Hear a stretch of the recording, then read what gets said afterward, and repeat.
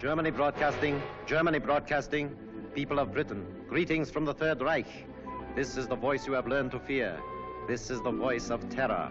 Again we bring you disaster, crushing, humiliating disaster. It is folly to stand against the mighty wrath of the Fuhrer. Do you need more testimony of his invincible might to bring you to your knees? Very well. Are you ready, Operative Number 7? This is the voice of terror. A secret airplane factory somewhere in England. Listen, the screams of the dying can still be heard. This is the voice of terror. Are you there, people of Britain, shivering in your cellars? Listen, Operative 41. The fuse is lighted. Oil to fuel your navy, to feed your tanks. There it goes up in smoke by the millions of gallons. This is the voice of terror. Do you still believe that there are secrets unknown to the Fuhrer? Listen. Tonight at 7:10, an important diplomat boarded a train at a little station outside Liverpool. Each split second is accounted for. The rails divide. The train hurtles through the air. The diplomat will make no report in London. This is the voice of terror. Englishmen, do you still await your doom in your stupid, stuffy little clubs? It will come, I promise you. Operative 23, the time is now. We strike you on the high seas, as well as on the land. This is the voice of terror. Englishmen, the Fuhrer strikes you now as he pleases. Water pours through your greatest dam, smashing everything before it, even as our invincible armies roll toward their objectives.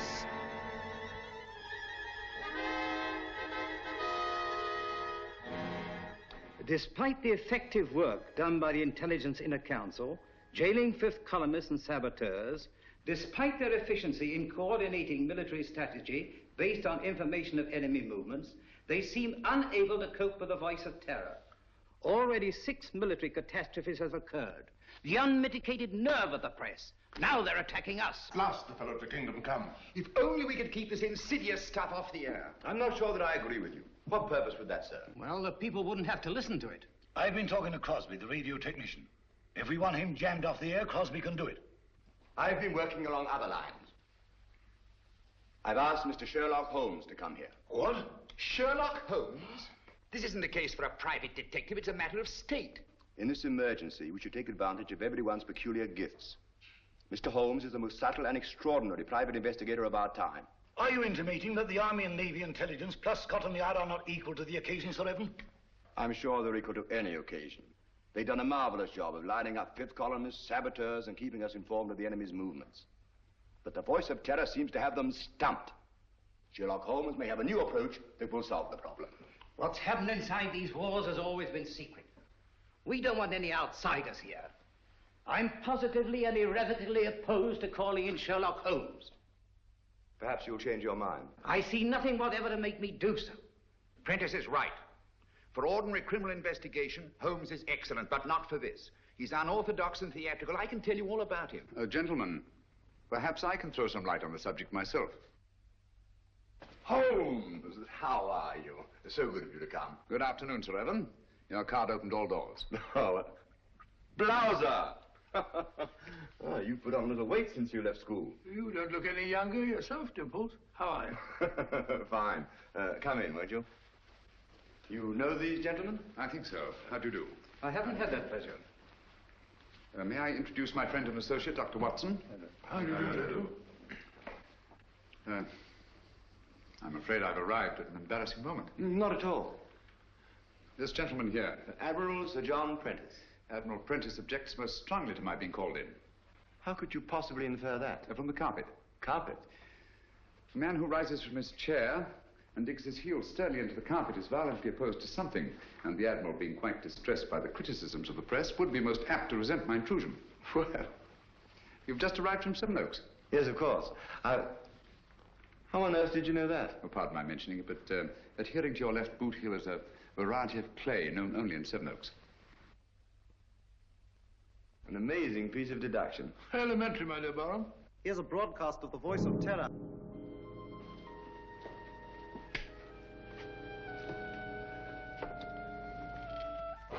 Greetings from the Third Reich. Are you listening, stout fellows across the channel? Are you listening, you little body of incompetent men known as the Inner Council?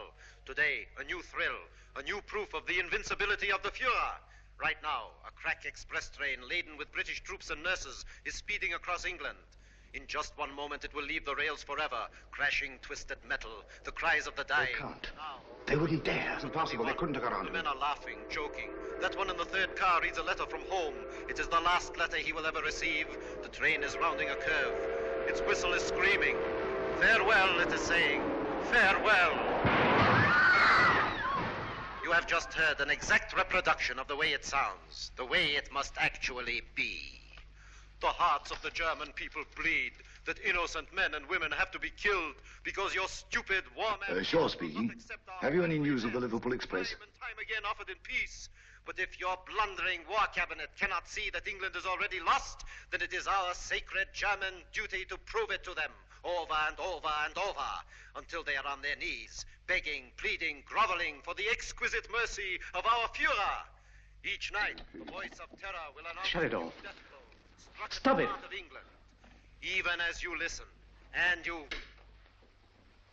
I'm sorry. Do what you can, Holmes. This frightful thing has got to be stopped. His son was on that train. How did they find out about the truce? It was an absolute secret. Gentlemen, something must be done about this thing at once. Yes.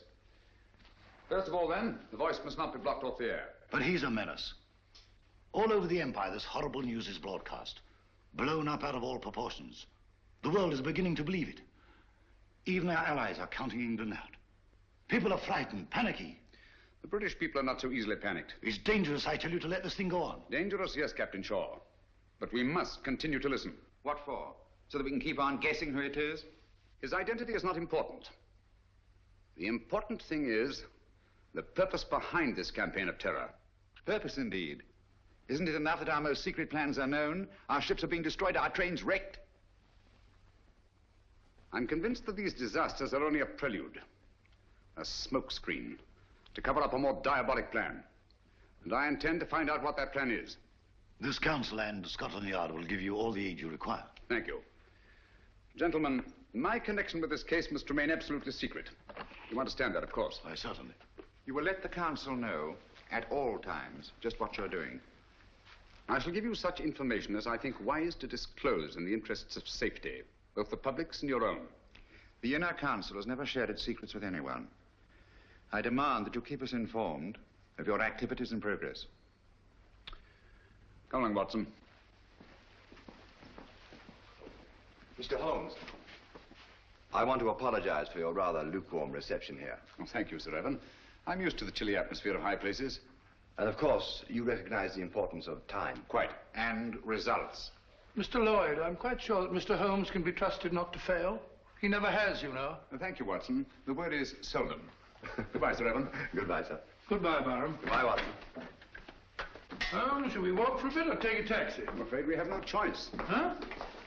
You know, Watson, I have a feeling that when we go out of that door, a girl will be waiting. A girl? What do you mean? A young lady whom neither of us has ever seen before will come forward to greet us. Holmes, now you're pulling my leg again.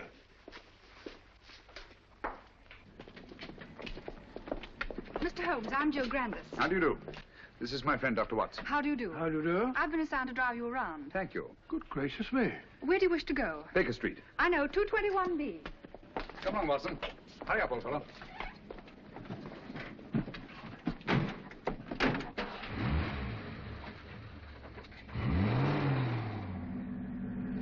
Holmes, the girl waiting. What an extraordinary thing. Elementary, my dear Watson. No, it's an amazing deduction. How on earth did you arrive at it? Barham told me. Huh?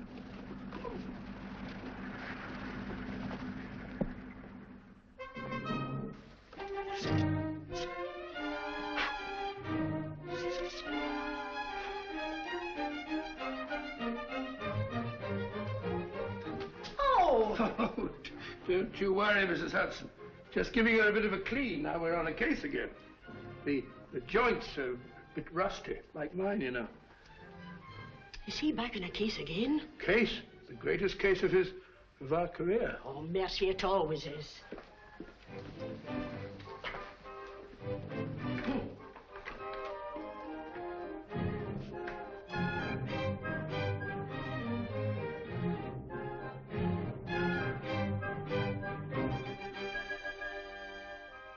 Holmes.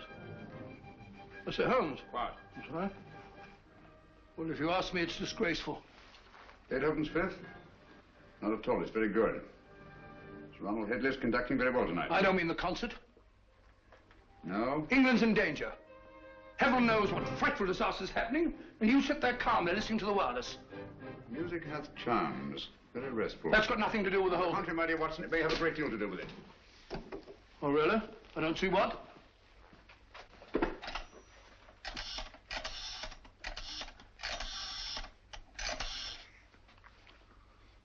BBC request station. This is Sherlock Holmes. I understand you play recordings. Would you mind playing Beethoven's Fifth, conducted by Sir Ronald Headley? Thank you very much.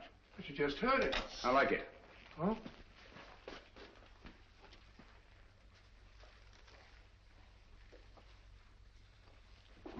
We've had a request for the Beethoven Fifth Symphony, played by the London Symphony Orchestra under the direction of Sir Ronald Headley. This is a transcription.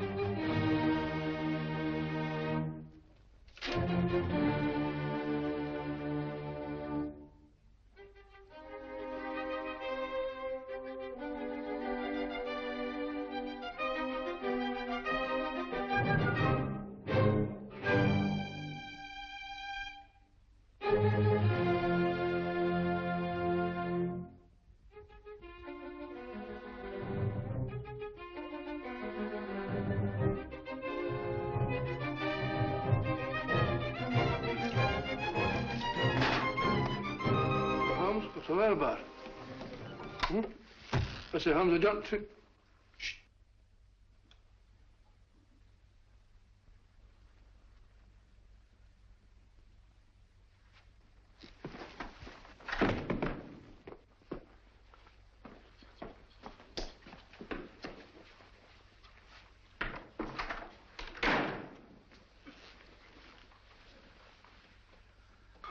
Mr. Holmes. Yes, Gavin? Christopher. Dead? Yes. It's been driven in with a lot of force. Watson, this is a warning. Warning? How do you know? I had sent for Gavin to get certain information that you must have found there in the dark and sinister alleys of Limehouse. He came with his message, which someone doesn't want me to hear, someone determined and dangerous. What's the good of a warning of danger? You learn from what or from whom? That we shall have to discover. This knife was thrown by the tip, from a distance of about 50 feet, by a man about 5'10". Steady, Holmes. Elementary, no fingerprints. But the distance and the man's height. The angle of entry, and the force with which it penetrated the victim. But Holmes, what do you suppose he meant when he said Christopher? We must find out at once. Come on, Watson. Huh? Come in. Oh, Mr. Holmes, I saw a fella lurking about your steps tonight. Blimey, he won't lurk no more. On the yard. Take care of it, Dobson. Very good, sir. How did it happen? Haven't time now. Get your coat on, Watson. We're going out. No. Holmes, you promised. Oh. Where are we going? Limehouse.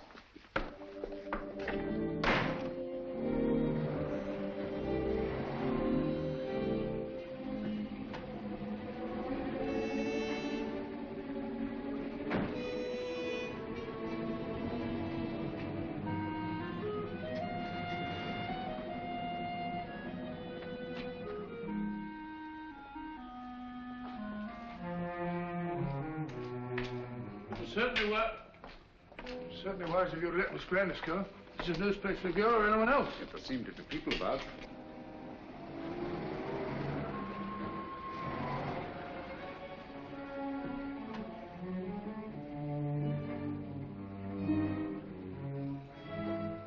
Even Miss Grandis. If I'm not mistaken, she's keeping an eye on us. You're Mr. Sherlock Holmes, ain't you? Yes. I wouldn't come down here if I was you. This is Limehouse, and we don't fancy your sort of bloke in these parts. The fellow's absolutely right. Hadn't we better Quiet, Watson. This is still a free country. A man may walk where he pleases. And live to regret it. Live, yes. Regret it, I think not. Step back. Come on, Watson. Unfriendly, what? Speak a break.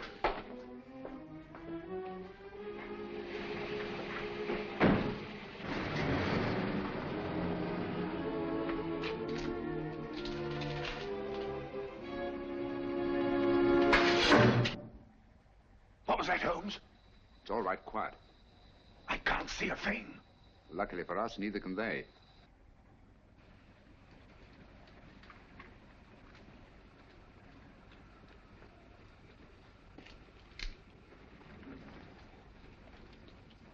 Apparently, the enemy has found out that we joined forces with the government. What makes you think that? This knife, like the knife which killed Gavin, was thrown by a former habitué of the docks of Hamburg. It's a German knife. The knife throwers of Hamburg are extremely expert. Mr. Holmes, can't we come back in the daytime? Certainly not. I don't think we're safe. No one in the world is safe now, Watson. Least of all us.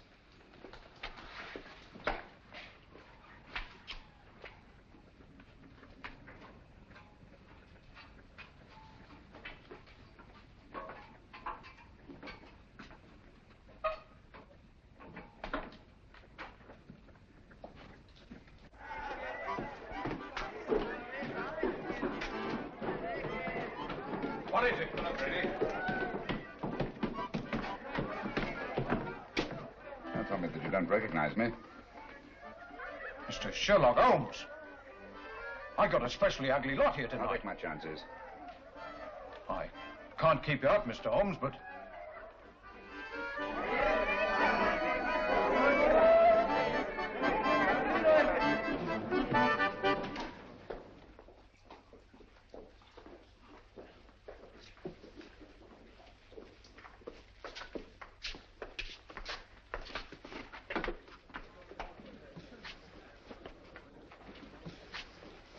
Where's the girl, Kitty? Gavin's sweetheart. His wife. Can you get her? It's urgent. Try. Holmes, I don't think I like this place much.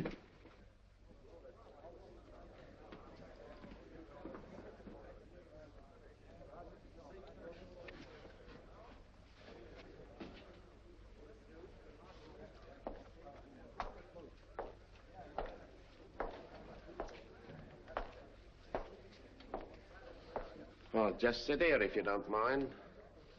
I think you'll recognize me, Mr. Holmes, if you look hard enough. Camberwell. You've got a long memory. Like me. Tarleton murder, 1932. Of course, I sent you up. Mr. Holmes, don't you think we better be... Stow your gab. For 10 long years, I've been sitting down there in Dartmoor. For the old 10 years, one thing's been preying on my mind. Only one? Just one. Someday I'll be getting out of here, I kept saying to myself. And when I do, someday I'm going to come face to face with Mr. Sherlock Holmes. Now you are. And now I am. Just who was it told you it was me who slit the throat of that swine Tarleton? I want an answer. You told me. Me? On the windowsill, you left 4 infinitesimal pieces of ash from a particularly revolting kind of tobacco that you were known to use. The knife blade was sharpened by a left-handed man. You signed your name to the crime. So that's what? Exactly. Very careless. Careless. It's criminal, I calls it. I ought to be shot. Perhaps someday you will be. You can put your revolver away now, Watson. Oh. Well, Holmes, you never know.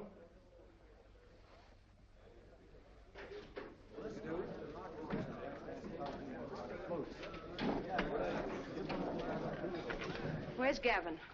Sit down, Kitty. Where is he? You've got him into trouble. What have you done to him? Take it easy, Kitty. Gavin's dead. Dead? Oh, it ain't possible. Well, I was with him only 2 hours ago. You're trying to frighten me. No, I'm not, Kitty. It's you. You killed him. I warned him to stay away from you. I knew you'd do him in. I had nothing to do with it, Kitty. Well, who did then? Who did? He was knifed on my doorstep.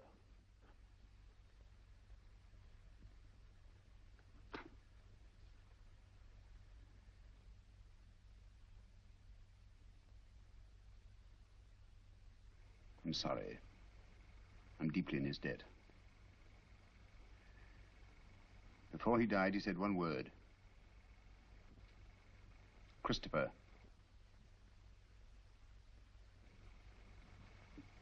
You know what it means? I've got to know.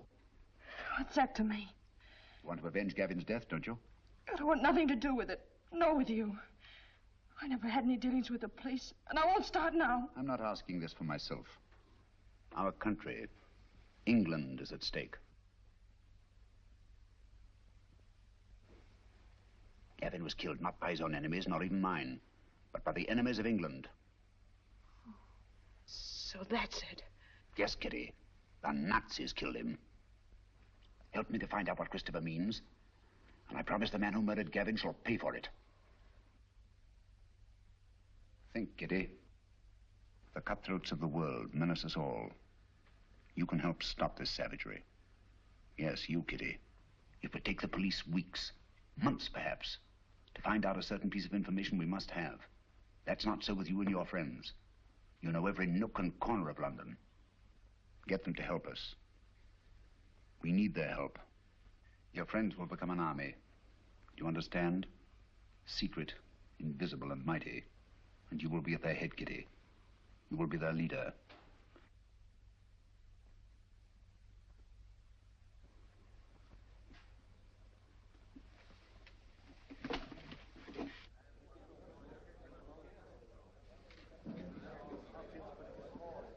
Grimes, do you know what Christopher means?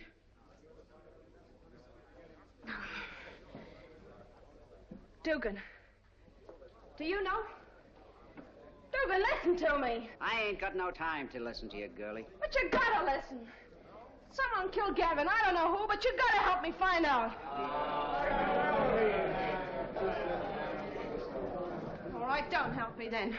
Cut your own throats, that's what you're doing. Help me or help the Nazis. Sure, the Nazis killed Gavin. They might be your friends protecting them the way you are. Don't you know that all the crimes they commit are being blamed on you? Well, they are, and I hope you're hanged for them. You can have it. As for me, I'm British, and I'm proud of it. Nobody's gonna call me a Nazi and get away with it. Well, help me then. Tell me what Christopher means. Never heard of it. Well, don't anybody know? It's gotta mean something. Well, speak up if you know what it is. Let's have it. Don't mean a thing to me. You're gonna creep in the corners all your life? You're gonna sneak away at the very sight of a man like this and show him what cowards you are? What are you afraid of? I'm not asking this for myself. England's at stake. You're England as much as anyone else's. Got no time to think about whose side we're on. There's only one side, England. No matter how high or how low we are. You, and you. We're all on the same team. We've all got the same goal. Victory! Now, what do you want to know? Spread out all over London. But find out what Christopher means. We'll find out. No fear about that. Thank you, Kitty. Well done, my dear. Shaw speaking. Yes, Miss Grandis. That checks with my report. No, Miss Grandis. Sir Evan hasn't arrived yet. Yes, thank you. Miss Grandis reports that Holmes spent some time at the Air Ministry today. That checks with my information. Last night, a murder and a session in Limehouse. I wonder what the fellow... He's here now. I don't think I need to report on my activities, gentlemen. You must be fairly well informed. We have our methods, Holmes. It only remains for you to show what's been accomplished. All in good time, Mr. Lloyd. Good evening, gentlemen. Good evening, Sir Evan. What's the matter? You look pale. Oh, it's nothing. Barham, your hand. Let's have a look at it, Barham. Oh, it's really nothing. Just an accident. What sort of an accident? Some fella took a shot at me, just as I was leaving the house. Took a shot at you? It's only a scratch. Ugly thing to happen. Have you any idea who it was? No, I haven't. He popped up out of the bushes, just as I was getting into my car. Fired once, then disappeared. What do you make of it, Watson? Bullet wound. Congratulations. This is a matter for the police. Oh, no, please. I can never identify him. Let's forget it. Captain Shaw.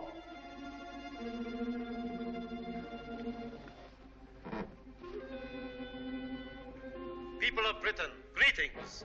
Is it shock you need? Very well. We Nazis can produce them till Britain's proud head is in the dust where it belongs. People of London, look out of your windows. You will see your promised disaster written across the skies. Lawford, turn out the lights, please. Look to the East India docks. Are you alert, number 20? Look, Britain, look, and wonder, and despair. We Nazis keep our promises. There's a terrible fire in East End. Concentration of men and supplies. American bombers, tanks, gone. Destroyed utterly. The flames are mounting, higher and higher and higher. Now the glare must be visible even to the short-sighted leaders of your bewildered government. Mark well the towering fires. They consume your new planes from America, your meager store of tanks, your puny munitions, and your food. Planes that were your only defense against our all-powerful Luftwaffe. Tanks and munitions that you prayed would hold against the magnificent 50-ton German land monsters, which will soon be crashing through your very houses. Food. Desperately needed morsels you...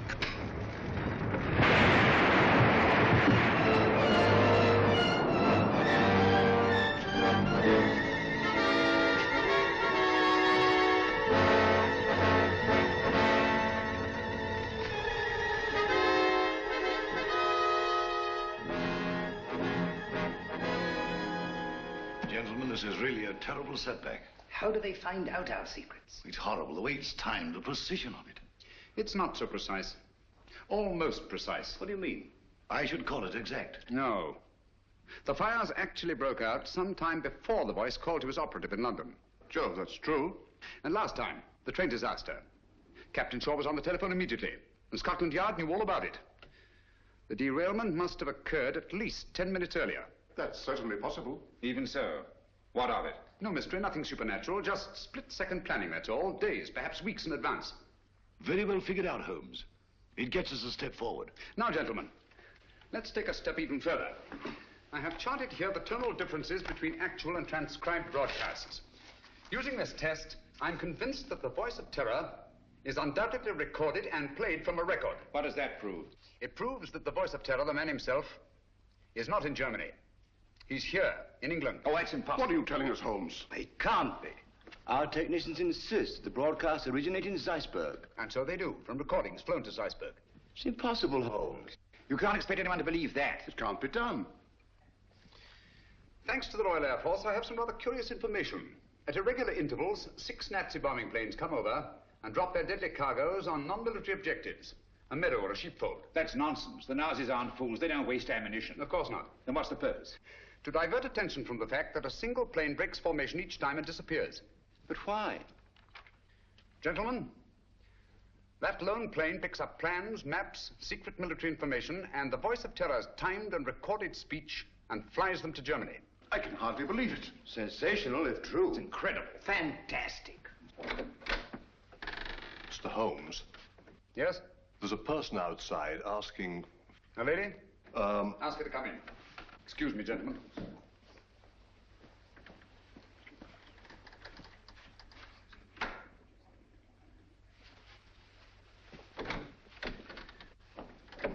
Gentlemen, I must leave at once. Where are you going? That must remain a secret, even from this council. I object to this, Mr. Holmes. You're here against my wishes. Since you are here, I demand to know what's being done. As I've already told you, Mr. Lloyd, I shall report to this council at the proper time. And so, gentlemen, until we meet again, as I hope we will, take no unnecessary risks. We're all in grave danger. Come along, Watson. Coming.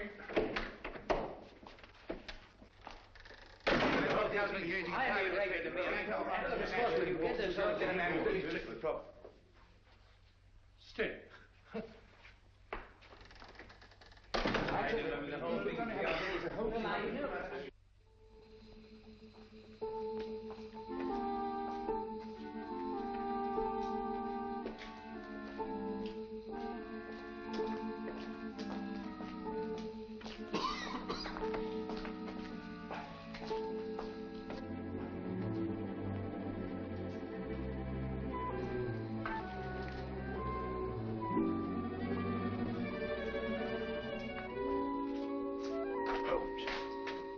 We're being followed.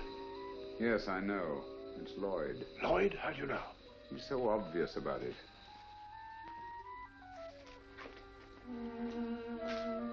Good evening, Mr. Lloyd. You going our way? I intend to find out what you're doing, even to the point of following me. This is our business, you know, as well as yours. All right. Come along.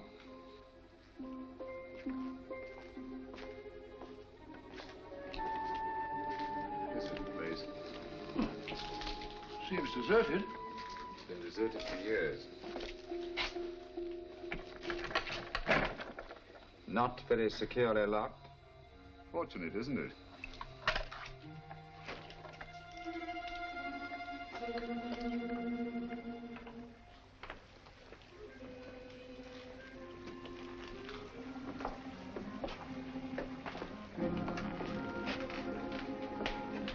Water. It's the river.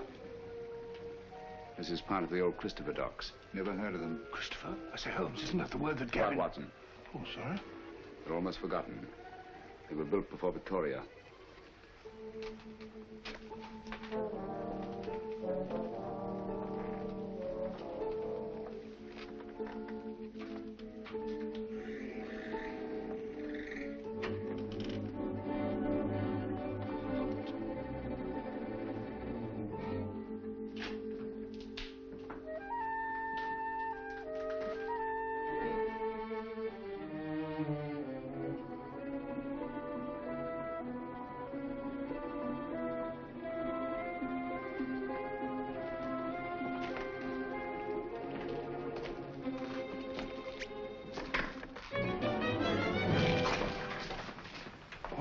Red.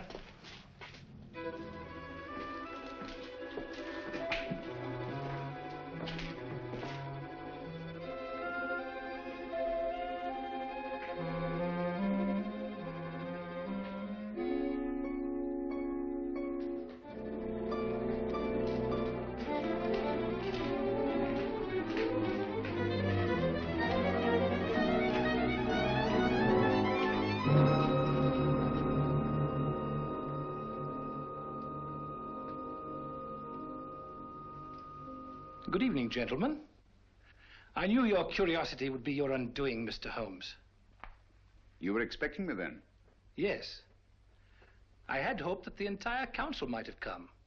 It would have been a pleasure to deal with all of them, quietly and effectively. Eventually, they all will be taken care of. However, Mr. Lloyd is quite a catch and will have to suffice for the moment. What do you intend to do with us?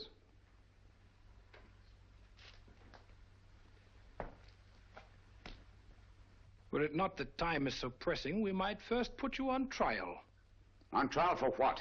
Crimes against the Third Reich. Misguided efforts to wreck our inevitable victory. Mr. Lloyd, your super-British patriotism, your blundering but sometimes effective intelligence efforts are well known. We have quite a score against you, which will be settled. Dr. Watson. A fair physician, no doubt, but of no consequence. To our stupid British minds, every life is of consequence. A quaint notion of an even quainter nation. We are not like that. We know that only the powerful are worthy of respect. Let our record speak for us. Your record speaks. It's brilliant. Thank you. A brilliant record of rapacity, cruelty, torture, deceit, and murder. Murder?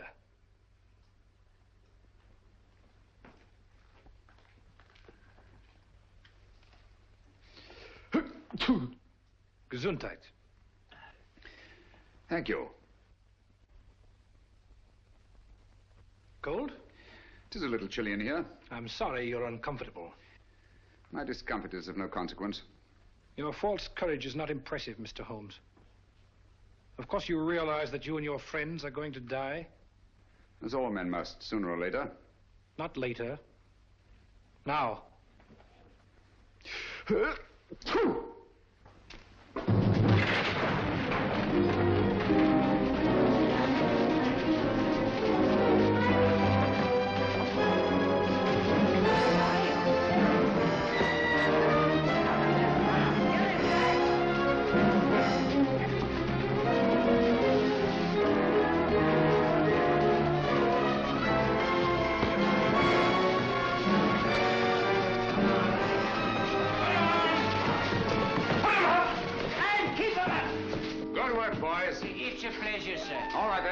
Line him up there against the wall. Come on, get back again.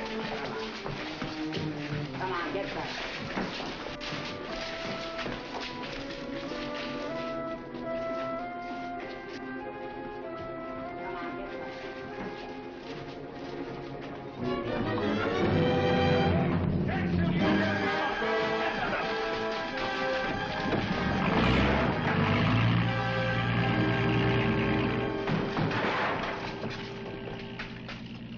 He got away.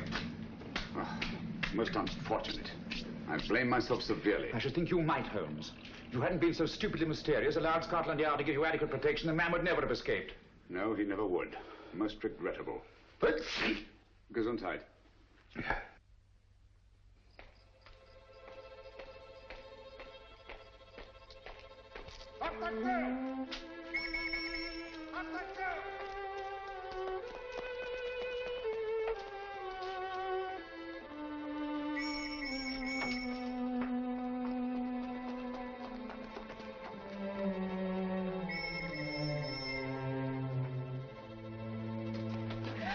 Keep quiet.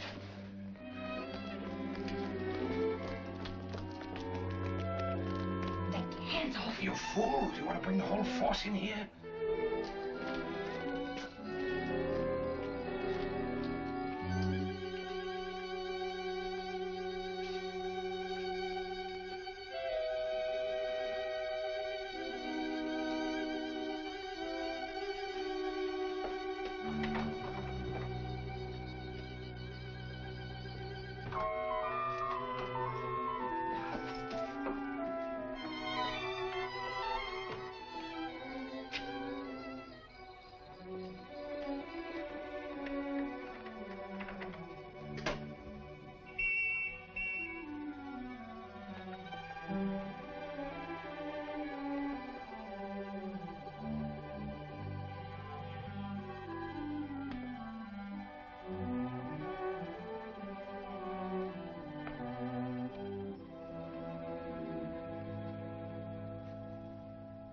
So that was it, eh?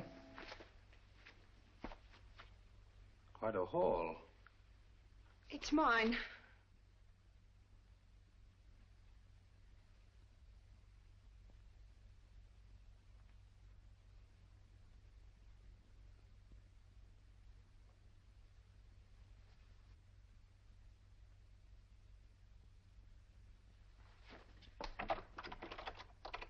Go ahead. Your friends, the police, are undoubtedly still out there.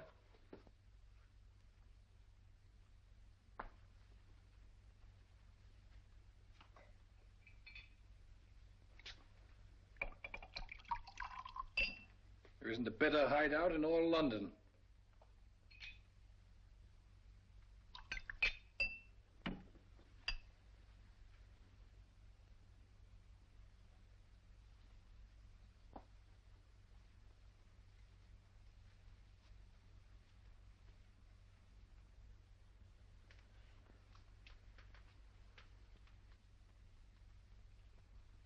This will quiet your nerves.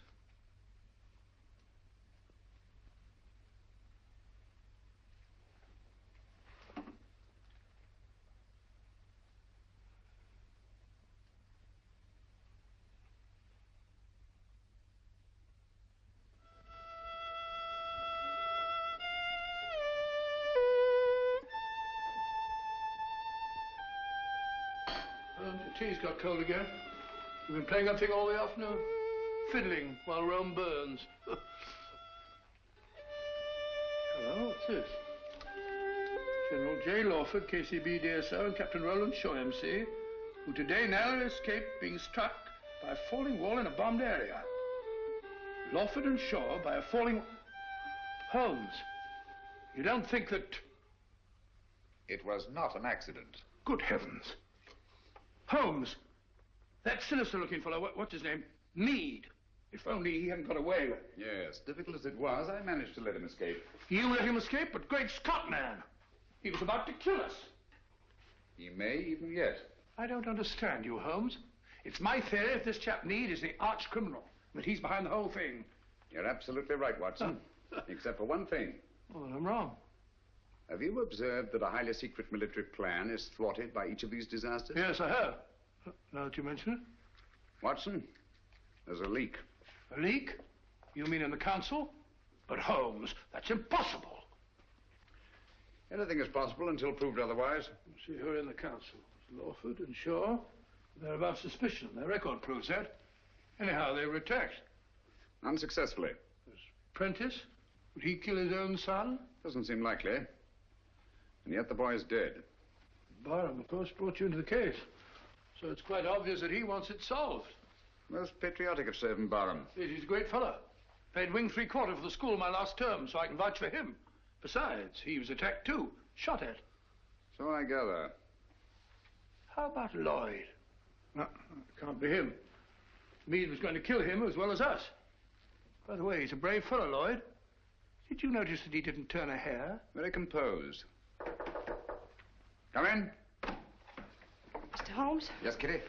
I think now we'll be able to get some information from Mr. Meade. Your plan worked like a charm. I knew you could do it. Oh, it's not so hard once your mind's made up. And mine is. You'll be careful. She better be. She's mixed up with that fella. Oh, I'll be careful, all right. But I'm going through with this. Good girl. I heard him talking on the phone today. Yes? He said, I'll take care of that little Seven Oaks matter at 11 tonight. Seven Oaks? Isn't that where... Barham has a country place. Watson, there's not a moment to lose.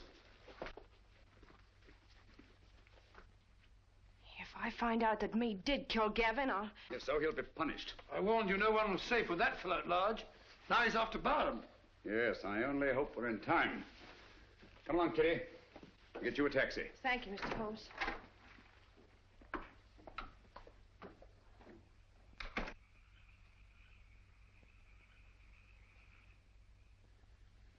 You think you ought to go it alone, sir?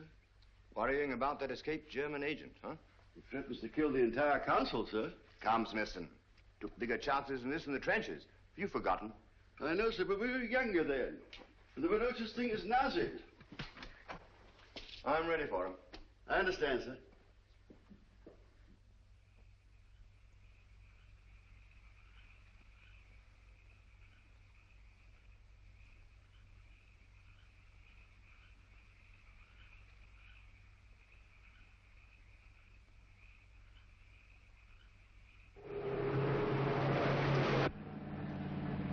You've driven Sir Evan down here before, of course, Miss Grandis. Quite often. He comes down whenever he can. He's a local air raid warden, you know. Likes to get away from the excitement occasionally, eh? Yes. It's so very quiet here. Quiet and remote. Away from everyone.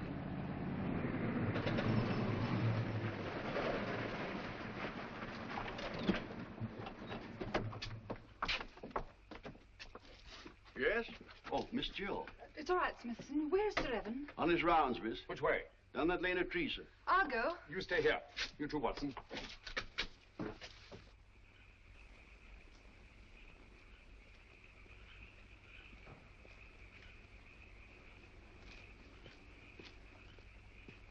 Hello there, Barham.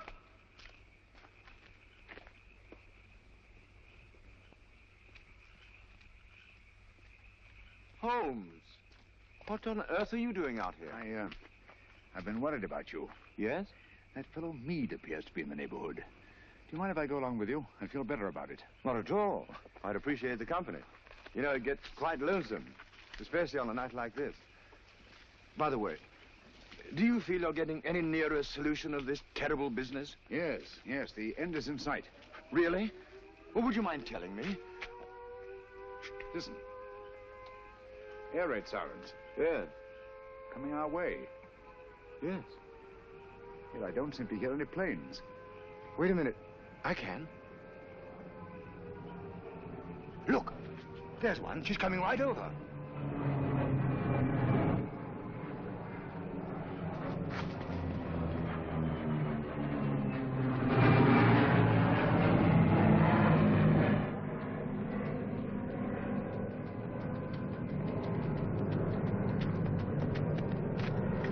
There she is. Ours or theirs? Theirs. Holmes, he's coming in for a landing.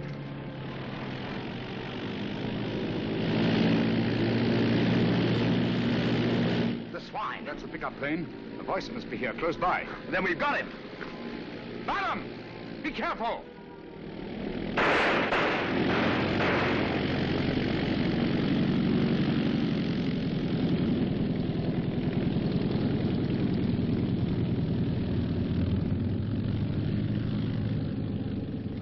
I can't understand you, Holmes. Why didn't you help me? We almost had him. You're too impatient, Barham. My patience is exhausted. This has got to stop. Thought you'd have solved the whole thing long before this. What happened? Was that a Nazi plane? Yes, I saw the filthy swastika myself. Great Scott. Took a shot at him, but he got away. And me'd also got away. Well, I better go and report this. We'll go with you. Come along, Watson. You needn't bother. I can take care of myself. My dear fellow, there's no use taking chances. I'm afraid you're a marked man as long as Mead is at large. Come on.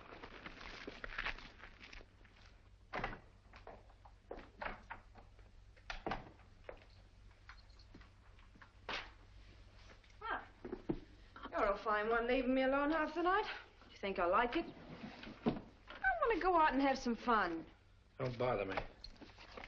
Said you were going to let me work with you. Someday you'll come back and I won't be here. Where would you go?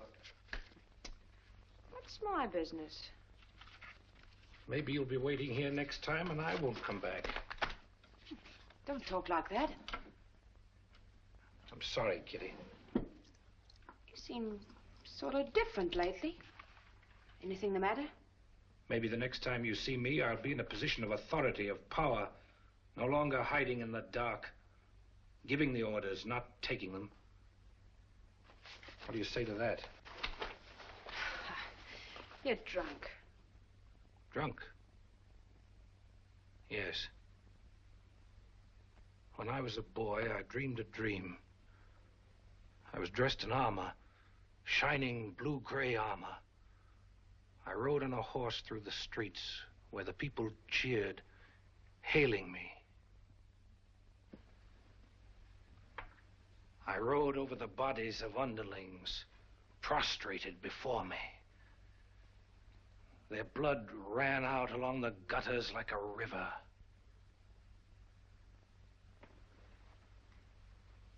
What if this was no dream? What if it was prophecy? What if all this comes to pass? Well, something must have happened to you. Yes, Kitty. Something that you're going to share with me.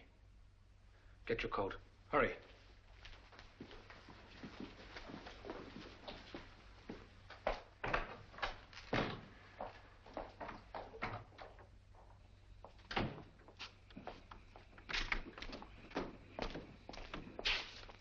Right, you. Got plenty of petrol? Enough. Start driving.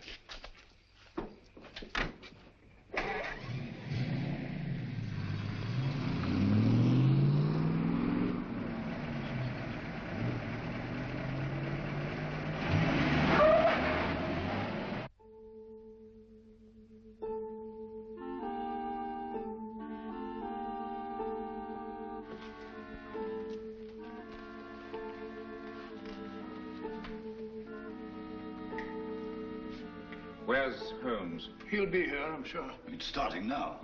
Here he is. You're almost late. I had to go to Downing Street. Good evening, ladies and gentlemen. Your favorite broadcaster, the voice of terror, coming to you from Zeisburg. Tonight I have something special for you. Where are you weakest, you weakening people of Britain? Consider well. Is it lack of food? Is it your stodgy leadership? Faulty ammunition? Scarcity of shipping? Lack of raw materials? Do you know that despite all your great efforts, your coasts are inadequately defended? Especially one coast. And there we shall strike. Swiftly, terribly. Tomorrow at sunrise. In a special broadcast at that time, I shall describe the carnage. Turn it off. What does he mean? What kind of threat is this? Remember, all our reports for the last few weeks have indicated abnormal enemy activity on the coast of Norway. That means an attack in force on our northeast coast. Then that's where we must concentrate all our forces, immediately. They'll never bring it off now that we know. This time the voice is boasting. Perhaps, but so far he's made good his boasts. What have you done to stop it? Shilly-shallying about while these crimes continue? This is the last straw. We must prevent this all-out attack at any cost. Sir Evans' right. All our available resources must be rushed to meet it. Withdraw material from elsewhere? If need be, yes. This calls for action, and lots of it. There's something curious about this broadcast. He said tomorrow. Always before, it was now. I wonder what it means. There's no time for wonder at this point. Mr. Holmes, your methods have got us nowhere. The situation demanded action and got none. Mr. Lloyd, I think I know when action should be taken. Nevertheless, we take charge now. This is a crisis you can't hope to deal with. A man to see you, Mr. Holmes. Bring him in. Yes, sir. Mr. Holmes, sir. Last night I trailed Kitty and the fellow Meade. Yes? They went to a place near a bomb village on the coast, sir. North? No, sir. South. South? Why didn't you come sooner? Motor trouble, sir. Just got back. All right, it can't be helped. Stand by until we need you. So, it's on the southern coast the drama's to be played. The fox is out of his hole at last. Meade has led us to the voice of terror. Gentlemen, we must set out at once. Are you mad? What sort of a wild goose chase are you suggesting? It's ridiculous. It's time to put a stop to this. Barnum speaking. Yes, of course. We've been ordered to accompany Mr. Holmes.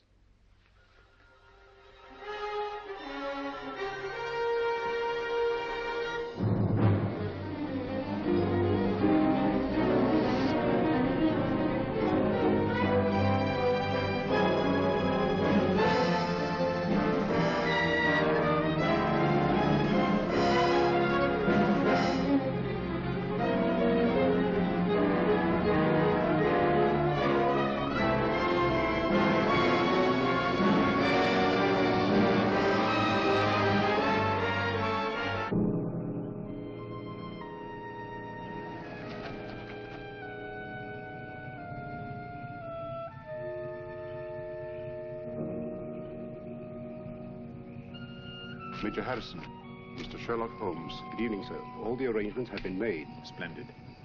And that church up there?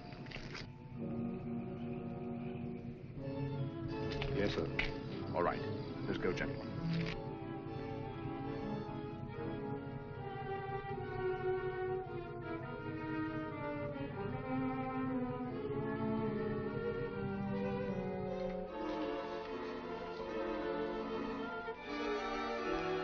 Von Borg seems to be delayed.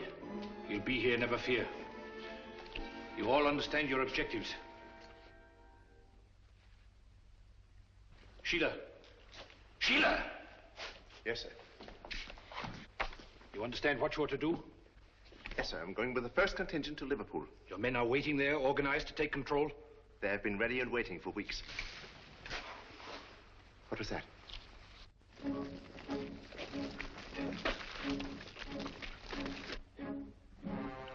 When the world is changing, it is natural to be on edge. Merely owls or perhaps wood rats. No, it sounded like... Sheila. Yes, sir. You all. City of Croydon and Croydon Airport. All is prepared. You go. Birmingham, where I used to slave in the factories, but not anymore. The day has come at last.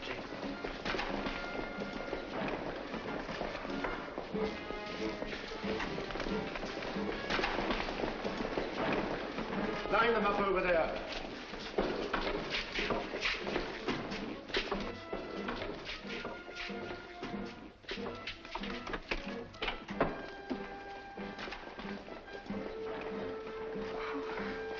Mr. Holmes. Oh, I was afraid you'd be too late. I'm glad you're safe, Kitty. Come along, sit down.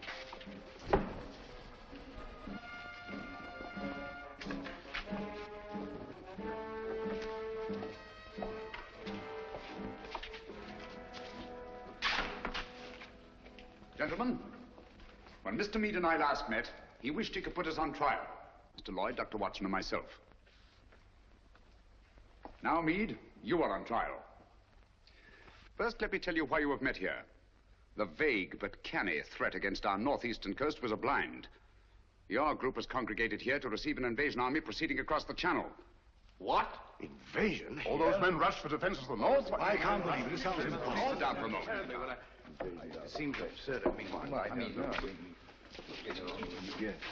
At the head of this mighty force, the picked and chosen, The faithful were to proceed to various centers of our country and take up positions of authority. And we shall, do you understand that? Unfortunately for you, that is not to be. We're held, yes. But the invasion will proceed without us. What else is he doing? I protest Why are we this. helpless here? Please be patient. You called me in on this case to identify and to silence the voice of terror and to circumvent the unknown plan behind it. That undertaking is still in progress. But we are rapidly drawing to a conclusion. Gentlemen, the voice of terror is here with you in this church. What? Are you referring to Meade? Why, who is it? Meade was my one sure connection with the voice of terror. At the warehouse, I allowed him to escape and assigned Kitty here to trail him. When I learned through Kitty's abduction that Meade had come down here to meet with a group of men, I asked myself why. Why a deserted fishing village on the Channel when Scotland was to be the next scene of disaster? And why was it necessary to withdraw great stores of ordnance and material for the protection of Scotland? It was a ruse, gentlemen, to leave this coast unprotected. A ruse devised by the voice of terror.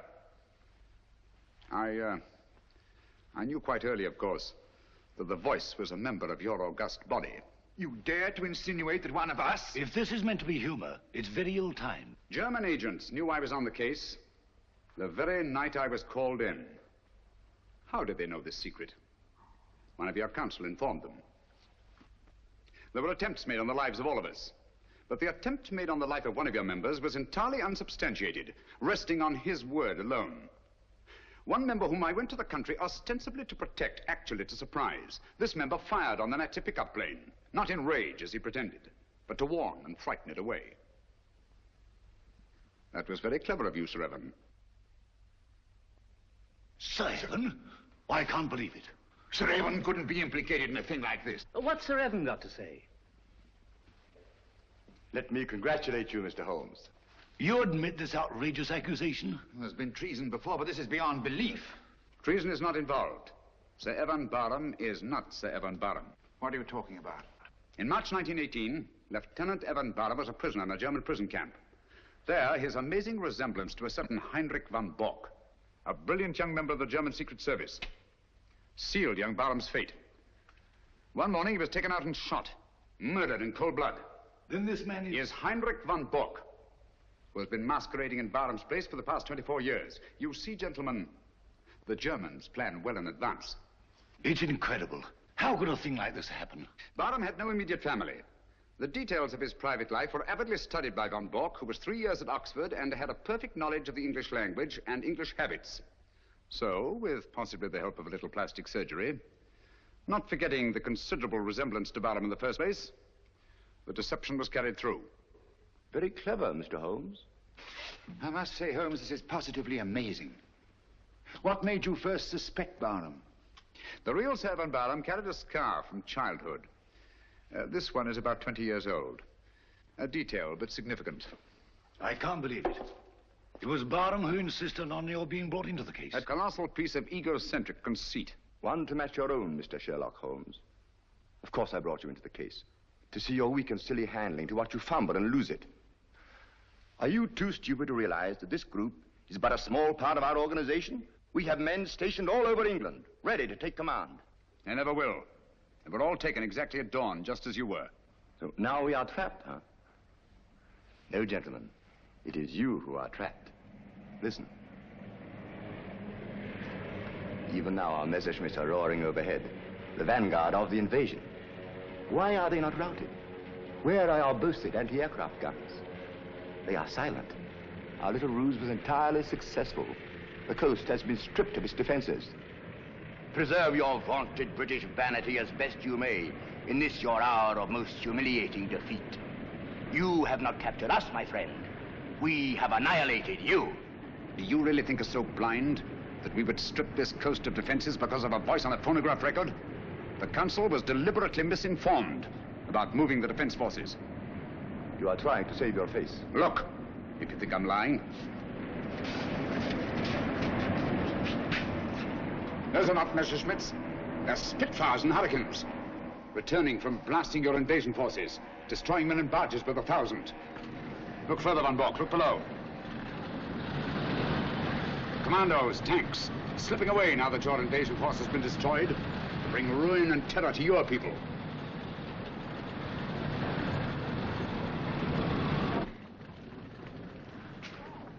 I wonder if there's anything on the wireless about this. The BBC. We are frightfully sorry to announce that a special broadcast of the Voice of Terror will have to be delayed indefinitely. A threat against our northern coasts, made only as a blind to cover the enemy's invasion plans, has not been fulfilled. Instead, our victorious planes have blasted invasion bases on the continent, destroying enormous stores of materiel and troops. More news of this triumphant victory tomorrow. At the same time, the scattered Nazi agents all over the Commonwealth have been unceremoniously clapped into prison. That is all.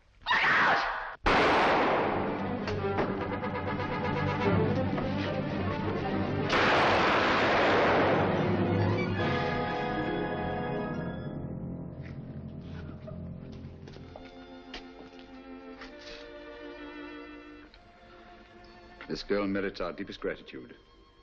Our country is honored in having had such loyalty and devotion. We'll remember. Holmes, I don't know how we'll ever thank you. Don't try, it isn't necessary. I'll be with you in a minute, Holmes. I'll just see that she's taken care of.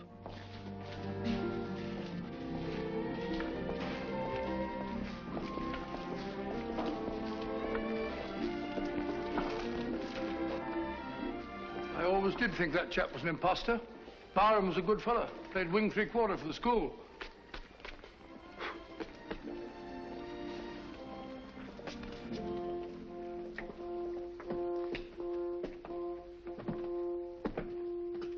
What a lovely morning, Holmes.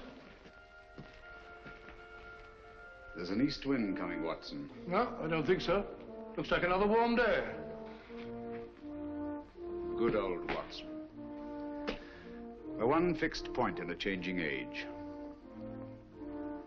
There's an east wind coming all the same. Such a wind has never blew on England yet. It will be cold and bitter, Watson.